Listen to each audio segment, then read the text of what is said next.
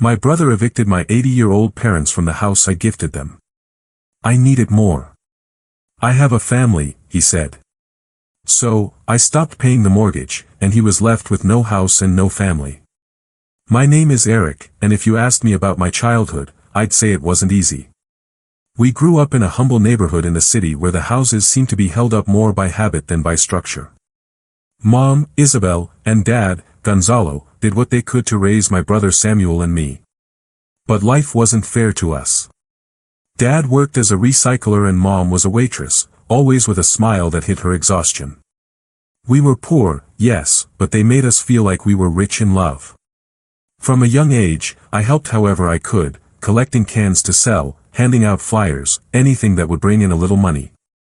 Samuel, on the other hand, was always more of a free spirit. He liked to dream big. He talked about getting out of the neighborhood, about having a car, a house, luxuries. I wanted to escape poverty too, but for me, it was always for Mom and Dad. I wanted to give them the life they deserved. Samuel only thought about himself. At 18, Samuel got a job at a car parts store. He was a good salesman, charismatic, with a smile that could convince anyone. He earned good money, better than me, as I was still studying and working whatever jobs I could find, delivery boy, construction helper, you name it. But while I brought every penny home to help with the bills, Samuel began to distance himself. He moved into a small apartment, saying he needed his space. When Mom asked him for help, he always had an excuse. I'm short this month. I already gave you something last week. But the worst part wasn't the refusals, it was the way he looked at us, as if we were less than him for still being in the same neighborhood, in the same rundown house. Get your act together, get your own stuff, he'd say with that little laugh that made my blood boil. The years passed, and I enrolled in night school to study accounting while working during the day. It wasn't easy, but every step brought me closer to my goal, getting my parents out of that house where the roof leaked and the walls seemed to whisper stories of struggle. Meanwhile, Samuel married Carla, a girl he met at work. A year later, they had their first child, and then the second came along. I thought being a father would make him more responsible, but it didn't. He kept up his attitude, strutting around because he had a family, a used but shiny car, and a job that, according to him, made him somebody. Whenever I saw him, he always found a way to remind me that I was still stuck in the same place, studying and working tirelessly. But life has a way of turning things around. At 35, after years of hard work, I got a job at a logistics company. It wasn't a manager position, but it paid well, better than I had ever imagined. I started saving every penny with one purpose, to give my parents a new house, a place where they could rest without worrying about rent or leaking roofs. The years went by, and for my job, I had to move to another city 3 hours away. Before I left, I made sure my parents had everything they needed. I left them money every month. I paid the electricity, water, all the bills. I talked to Mom on the phone almost daily, and although her voice sounded tired, she always told me, "Don't worry, Eric, we're fine." I trusted that because I knew she was strong, that she had always been the pillar of our family. 3 years later, I returned to the neighborhood to visit them. I wanted to give them a surprise, to tell them I almost had enough money for a down payment on a new house. But when I arrived at their home, something was off. The door was open, and my parents weren't inside. Instead, there was Samuel, sitting on the old living room sofa with a beer in his hand. Carla was in the kitchen, and their 2 kids were running around the yard. I froze. "What are you doing here?" I asked, trying to stay calm.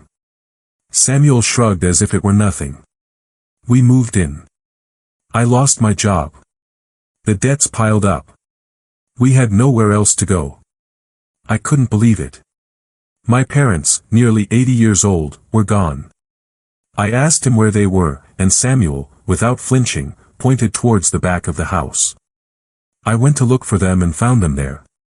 Mom was sleeping on an old mattress on the floor in a room we used to use for storage, and Dad was in a plastic chair, his gaze lost. The master bedroom, the one that had always been Mom's, now held Samuel and Carla's things. Their children slept in the small room where I grew up. My parents, who had given everything, were cornered in their own home. Rage burned inside me. I confronted Samuel that same night. How dare you kick them out of their room? This is their house. He didn't even flinch. Look, Eric, I have 2 kids, a wife. We need the space. Mom and Dad are fine. Don't be so dramatic. Dramatic. Seeing my mother, who cleaned other people's houses to feed us, sleeping on the floor as if she were worthless, broke my soul. We argued until my voice broke. Carla just watched from the kitchen without saying a word. The children, oblivious to it all, kept playing. That night, I didn't sleep.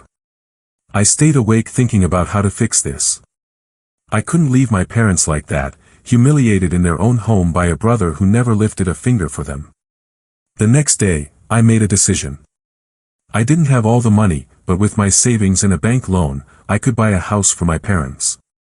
I found one in a quiet area, far from the noise and the memories of the old neighborhood. It was small but cozy, with a yard where Mom could plant flowers and Dad could read the newspaper in peace. I applied for the loan, made the down payment, and a week later, I took my parents to see their new home. I blindfolded them for the surprise. When I took the blindfolds off, Mom was speechless. Her eyes, tired from the years, filled with tears. Dad, who rarely showed emotion, hugged me so tight I could barely breathe. Son, this is too much, Mom said, touching the walls as if she couldn't believe they were real. I told them it was what they deserved, that they would never have to go back to that old house where Samuel had cornered them. I bought new furniture, a comfortable bed for them, appliances Mom had always dreamed of having. I told them I would pay for everything, the mortgage, the bills, whatever they needed. For them, I would do anything. I returned to my city with a sense of peace, knowing my parents were okay. Samuel and his family stayed in the old house in the neighborhood. I didn't care. He could figure it out. But over the months, something started to feel wrong. My parents began asking me for more money than usual. Things are expensive, Eric, they'd say on the phone. I didn't ask many questions, I trusted them. I sent what they asked for, even if it sometimes left me short for my own expenses. I didn't want them to lack anything. But 7 months later, I went to visit them again. I was excited to see them in their new house, imagining them happy. But when I arrived, I rang the doorbell, expecting to hear Mom's slow but steady steps, or maybe Dad's voice shouting, "I'm coming," from the back. But when the door opened, it was neither of them. It was Carla, my brother Samuel's wife, standing there with a nervous smile that couldn't quite hide her discomfort. "Eric, what a surprise," she said, adjusting her hair as if trying to buy time. I stood at the entrance, a grocery bag in one hand, my heart beginning to tighten. "Where are Mom and Dad?" I asked without moving. Her smile vanished, and before she could answer, I walked in. What I saw left me breathless. Samuel was sprawled on the sofa, his feet on the coffee table I had bought for my parents, a beer in his hand, the TV blasting a soccer game. In the backyard, his 2 children, Matthias and Sophia, ran among scattered toys, a punctured ball, an overturned tricycle, a headless doll. The house, the one I had bought with so much effort, was unrecognizable. Clothes were thrown in corners, dirty dishes were piled on the dining table, a makeshift crib was set up in a corner with blankets that didn't belong to my mom. The air smelled of reheated food and neglect. "Where are they?" I repeated, my voice harder this time. Samuel didn't even look up from the TV. "At the old house, in the neighborhood," he said as if he were talking about the weather. "I told them to let us have this one. We need it more, Eric. I have 2 kids, a wife. This house is perfect for us." His tone was so casual, so devoid of guilt, that for a moment I thought he was joking. But he wasn't. His eyes, cold and defiant, told me he was serious. I was speechless, the blood rushing to my head. My 80-year-old parents, kicked out of the house I bought for them. The house I took out a loan for, the one I worked overtime for, the one I dreamed of for years. I felt a knot in my stomach, a mix of rage and pain that made me tremble. "What do you mean you kicked them out?" I managed to say, clenching my fists. Samuel shrugged. I didn't kick them out, Eric. Mom and Dad agreed. They said this house was too big for them, that we needed it more. Then he smiled that mocking smile he always used when he wanted to make me feel small. Relax, little brother. Don't make a scene. I didn't answer him. I couldn't. I left the house without looking back, got in my car, and drove to the old neighborhood, the place where we grew up, where every corner smelled of struggle and memories. My parents' house was the same, cracked walls, a roof that looked about to give up, a yard where weeds were winning. When I arrived, I saw Dad sitting outside on a broken plastic chair, his gaze lost on the horizon. His hands, wrinkled by the years, trembled slightly. I walked in without knocking, and there was Mom in the kitchen, heating water in an old pot to make coffee. The fridge was open, and the only things I saw inside were a couple of withered tomatoes and a piece of stale bread wrapped in a bag. Mom, I said, my voice breaking. She turned around, surprised, and for a second, she tried to smile, but her eyes, those eyes that had always been my refuge, were dull. Eric, what a joy to see you, she said, but her voice sounded tired, as if she were carrying a weight she didn't want to admit. I went over and hugged her, feeling how frail her body had become. What happened to the money I send you? I asked, trying not to sound like I was scolding her. Mom looked down, ashamed. I gave it to Samuel, she confessed. He told me he needed it for the children, for his debts. He said if we didn't help him, they wouldn't have anything to eat. I sat on an old chair that creaked under my weight, trying to process what I was hearing. Mom told me everything, her voice trembling, but she never stopped defending Samuel, just like she always did. She said he had shown up one day with Carla and the kids, saying they had lost everything, his job, the apartment, their stability. He asked them to stay in the new house, arguing it was what was best for his children. Mom, with her soft heart, gave in. But it wasn't just that. Samuel had pressured her, telling her the house was too big for two old people, that he and his family needed it more. He manipulated her, asking for money every month, saying that if she didn't help him, his grandchildren would go hungry. Dad, sitting in a corner, said nothing, but his silence was a cry of shame. Every word that came out of Mom's mouth was like a dagger. Samuel had not only kicked them out of the house I gifted them, but he had humiliated them, treated them as if they were worthless. I remembered all the times he had made fun of me, of Mom, of our life in the neighborhood. I remembered how he left us alone when he got his first good job, how he looked down on us as if we were less. And now, when life had turned its back on him, he had no problem trampling on his own parents to get out of a hole. I thought it would be easy to get the house back. I'd call the police and have them thrown out. But then my parents told me they had put the deed to the house in my brother's name. Dad said my brother had pressured them into doing it, so getting the house back was now impossible. But I wasn't going to stand still. I couldn't just stand by. I went back to the new house that same afternoon, rage burning inside me. I walked in without knocking, and there was Samuel, still on the sofa, like the king of a castle that didn't belong to him. Carla was in the kitchen washing dishes but froze when she saw me. The kids were still playing outside, oblivious to the storm about to break. Give them the house back. I shouted, not caring if the neighbors heard. It's theirs, not yours. How dare you kick them out, leaving them in that dump while you're here like nothing happened. Samuel stood up, annoyed, but with that same arrogant attitude as always. My parents gave it to me, Eric. It's mine now. They agreed, so don't come here with your drama. I laughed, not out of joy, but out of pure disbelief. They gave it to you. Do you think I'm a fool? You manipulated them, like you always do. But this is over. I pulled the mortgage bill from my pocket, a crumpled piece of paper showing the monthly amount I paid religiously so my parents could have a decent home. I threw it on the floor at his feet. You pay it if you want it so much, I told him. I pay the mortgage. If you don't leave and give it back to my parents, I'll stop paying. And then we'll see how long your castle lasts. For the first time, I saw the color drain from Samuel's face. His eyes, always so confident, filled with doubt. I don't have a job, Eric. I can't pay that. Do it for my kids, please.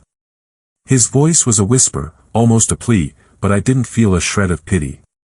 I remembered all the times he told me, get your own stuff through hard work, while my parents and I struggled alone. Get your own stuff through hard work, I replied in the same way, with a calmness that surprised even me. You stopped being my problem a long time ago. I didn't give him time to respond. I left the house, my heart beating so fast I thought it would burst out of my chest. I went back to the neighborhood where Mom and Dad were gathering their few belongings. I told them they wouldn't spend another night in that place. You're coming with me, I told them, to my city, to my apartment. I'm not going to let Samuel trample on you again. Mom tried to protest, saying she didn't want to be a burden, but I cut her off. You will never be a burden. You are my family, and I am going to take care of you. That night, I helped my parents pack. They didn't have much, a few changes of clothes, an old photo from when we were kids, a Bible Mom always kept on her nightstand. We loaded everything into the car, and as we drove to my city, I saw Mom looking out the window with a mix of sadness and relief. Dad, in the back seat, was asleep, but his hand was clutching Mom's as if he were afraid to let go. The following months were a silent battle. The bank started calling, first with a polite tone, then with warnings. Mr. Eric, you must catch up on your mortgage payments, or we will proceed with eviction. I gave them the same answer every time. I'm not paying anymore. Do what you have to do. I knew what was coming. And while a part of me felt a knot in my stomach, another, stronger part knew it was the right thing to do. 2 weeks later, the letter I was expecting arrived. The eviction is scheduled for today. The bank will take possession of the property. I imagined Samuel and Carla hurriedly packing their things, the children crying, with nowhere to go. But then, that day, Samuel called me. Eric, please, we have nowhere to go. Let us stay with you, even for a few days. His voice was broken, desperate, but I wasn't the same person anymore. I laughed out loud, a laugh I didn't recognize in myself. Get your own stuff through hard work, I said, repeating the words he had thrown at me so many times. You are not my problem anymore. And I hung up. But they didn't give up. A few months later, while checking work emails, I got a call from an unknown number. I thought about ignoring it, but something made me answer. It was Carla, Samuel's wife. Her voice sounded exhausted, like she had been crying. Eric, I know you don't want to hear from us, but I'm asking you for the children. We're living in a rented room. We barely have enough to eat. Samuel can't find a job, and I don't know what to do. She paused, waiting for me to say something, but I didn't. Please, Eric, talk to your brother. He's destroyed. He's not the same. For a moment, I felt a pang of guilt. Not for Samuel, but for Matthias and Sophia. They were just children, trapped by their father's bad decisions. But then I remembered Mom sleeping on an old mattress, Dad sitting in a broken chair, both of them humiliated in their own home. Carla, I said, my voice firm. Samuel had his chance. I'm not going to keep paying for his mistakes. I'm sorry for the children, but I can't do anything. I hung up, and although my heart was heavy, I knew I couldn't give in. If I helped Samuel, he would just take advantage again, like he always had. Today, my parents live with me. Mom has started to smile again, planting flowers on my apartment balcony. Dad spends his afternoons reading the newspaper in a comfortable chair I bought for him, and sometimes he tells me stories from his youth, as if he wants to make up for lost time. I'm still working, earning well, with a future that for the first time feels secure. The house I gifted my parents no longer exists for us, but I don't miss it. Because in the end, it's not a house that makes a home, it's family. I chose to protect my parents, and I don't regret it. Life isn't perfect, but it is fair. And for the first time, I feel like I served justice, that destiny finally put everything in its place. Subscribe for more daily stories.